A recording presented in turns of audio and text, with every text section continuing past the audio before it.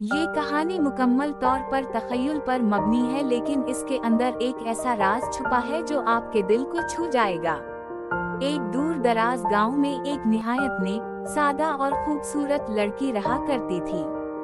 हर रोज वो सुबह सवेरे एक पुराने वीरान महल में सफाई करने जाया करती थी। लोगों का कहना था कि वो महल बरसों से बंद है, लेकिन फिर भी वो हर दिन वहां जाकर झाड़ू लगाती, सफाई करती और दुआ करती।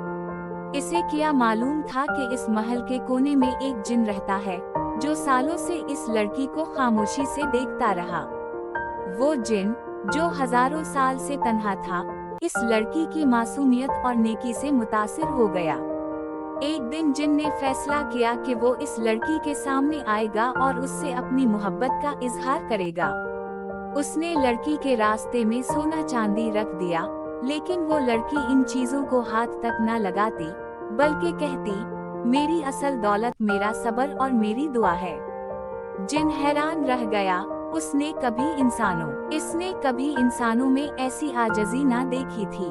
फिर एक दिन उसने खुद को जाहिर किया। जिन ने कहा, मैं तुम्हें कोई नुकसान नहीं पहुंचाना चाहता, बस तुमसे कुछ कहना चाहता हूँ। लड़की हैरान थी लेकिन खामोश खड़ी रही। जिन ने अपनी मोहब्बत जाहिर की, लेकिन लड़की ने निहायत प्यार से कहा, अगर तुम वाकई मुझसे मोहब्बत करते हो तो मुझे आजाद छोड़ दो, मेरी दुआओं में तुम हमेशा रहोगे। खामोशी छा गई। जिनकी आंख से एक आंसू टपका और वो गायब हो गया।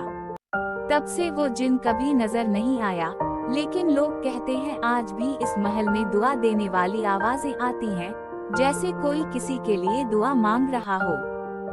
ये कहानी मुकम्मल तौर पर फर्जी है और किसी सच्ची शख्सियत या वाक़ये से ताल्लुक नहीं रखती, लेकिन इसमें छपी हुई सबक ये है कि दौलत, ताकत या शक्ल से नहीं बल्कि नेकी, सब्र और दुआ से असल मोहब्बत पैदा होती है।